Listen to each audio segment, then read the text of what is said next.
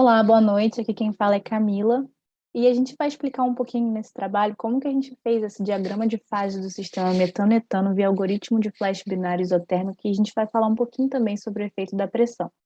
Nós somos o grupo 1, eu vou começar introduzindo aqui, e depois a gente vai falar um pouco, mostrar sobre os nossos gráficos, fazer uma discussão sobre o assunto. Bom, para a gente introduzir um pouquinho aqui, a gente está falando desse sistema aqui, dessa mistura, que consiste nesses dois componentes, o metano e etano. E a nossa base aqui para os nossos códigos e todos os nossos cálculos vai ser a lei de Raoult, que fala que a fração do componente na fase gasosa vezes a pressão é igual à fração do componente na fase líquida vezes a pressão de saturação desse componente. Os nossos dados experimentais vieram desse artigo aqui, vão todos estar nas referências que a gente vai enviar no EAD, vem desse artigo, e os nossos parâmetros que a gente utilizou para os códigos no MATLAB, a gente tirou aqui dessa referência aqui do NIST. Agora o Lucas vai falar um pouquinho sobre como foi feito esse código, as equações usadas e assim por diante.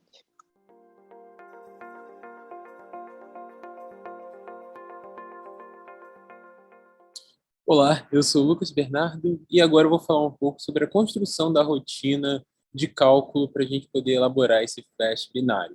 Só relembrando, né, a gente está falando aqui de um flash binário, então a gente está falando de um local onde o fluido é colocado dentro de um ambiente onde a gente possa controlar a temperatura e pressão, e com isso a gente tem uma separação desse fluido em duas fases, uma fase líquida e fase vapor.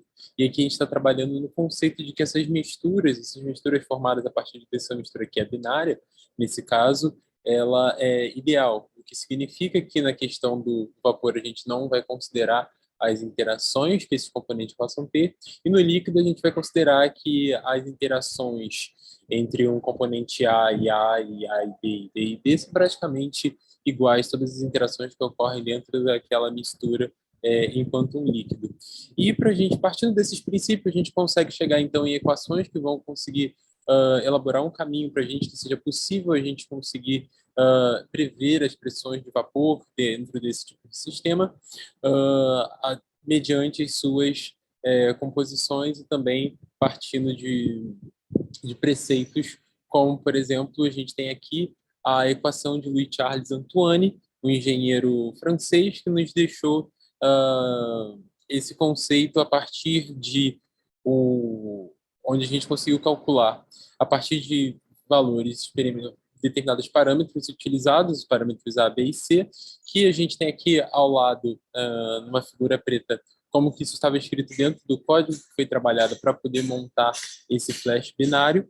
Então a gente tinha, a partir disso, valores, dados, parâmetros experimentais calculados dentro de uma certa temperatura, que no caso foi 189, também para uma outra temperatura. Então a gente teria aí esse valor o referente ao K,1, K,2 e o K,3, que foram valores que a gente já partiu da literatura para poder trabalhar com eles, e a partir disso a gente ter os valores das pressões de vapor.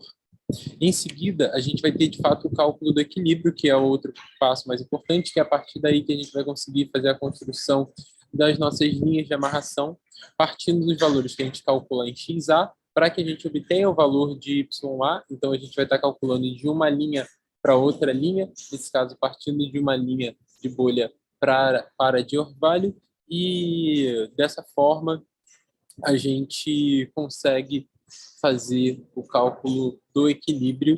Então, nesse caso, a gente está trabalhando com um Ka e um Kb. Esses Ka e Kb são valores que são recalculados a partir das próprias pressões de vapor. Então, por isso que anteriormente a gente define primeiramente a função de Antoine, para depois a gente poder fazer o cálculo do equilíbrio para cada uma pressão, como está definido na figura em preto que representa o código, a rotina de cálculo que foi utilizada para poder fazer essa montagem desses flashes.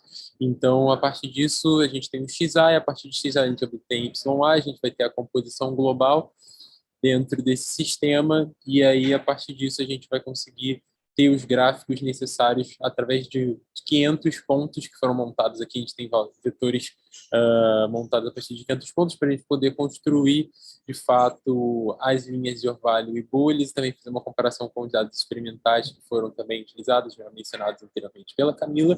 Então, agora, o Pedro consegue dar uma sequência adiante para a gente, de fato, agora conseguir visualizar esses gráficos e conseguir discutir um pouco mais acerca deles. Muito obrigado.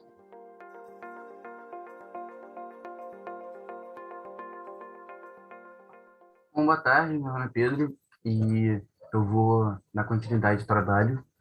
Vou discutir aqui, vou apresentar, descrever um pouco dos diagramas de fase do teórico versus experimental com a temperatura fixa, primeiro em 158 Kelvin e depois em 139 Kelvin. Eu vou comparar um pouco deles. Primeiro, olhando para o 158, que foi assim melhor até então, comparado com 139, né? Tanto a linha de bolha quanto a linha de Carvalho ficaram bem próximas aos dados experimentais.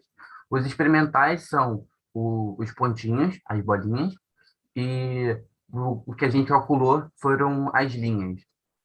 Então, a gente pode ver que as bolinhas do de bolha e a linha do de bolha 158 ficou bem próxima. Só que com o passar do tempo, né, aumentando do tempo não, com o passar que foi aumentando a pressão, ela começou a distanciar um pouco. Aqui estava bem justinho e aqui estava bem separado. E o mesmo vale para a linha de orvalho, quase falei Carvalho, a linha de orvalho, que ficaram bem próximos aqui. E a mesma coisa aconteceu quando a pressão aumentou, que aqui deu uma distanciadazinha do experimental. E a mesma coisa se aplica para 189 Kelvin, né? Que tanto a linha de bolha azul, a pressão foi aumentando e foi distanciando da calculada. E a mesma coisa vale para de orvalho, meu Deus, que ela foi bem justo, foi bem rente, só que aí quando começou a aumentar as pressões, ela já foi distanciando um pouco.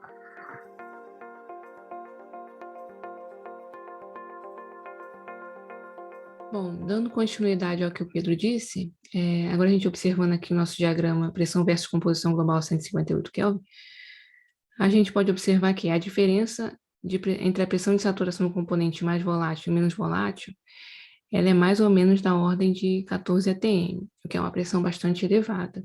E a gente sabe também que quanto maior é a pressão de saturação do componente, mais volátil ele é e maior vai ser a tendência desse componente a se concentrar na fase vapor.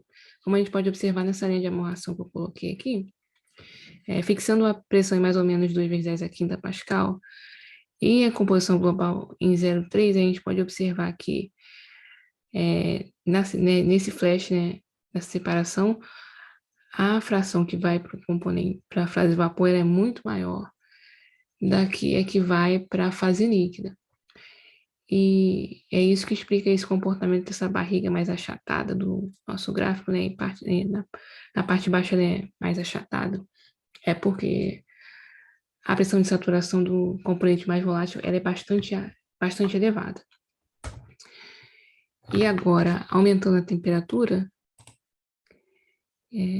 nosso próximo gráfico é o de 189 Kelvin, nosso diagrama pressão versus composição global, a gente pode observar que essa diferença entre o mais volátil, ela vai para mais ou menos 45 atm. A pressão de saturação do metano, ela está em mais ou menos 40. São tão elevada, a gente já começa a observar que o nosso modelo ele já não prevê tão tais, ele já começa a ver uma discrepância bem grande, como o Pedro disse.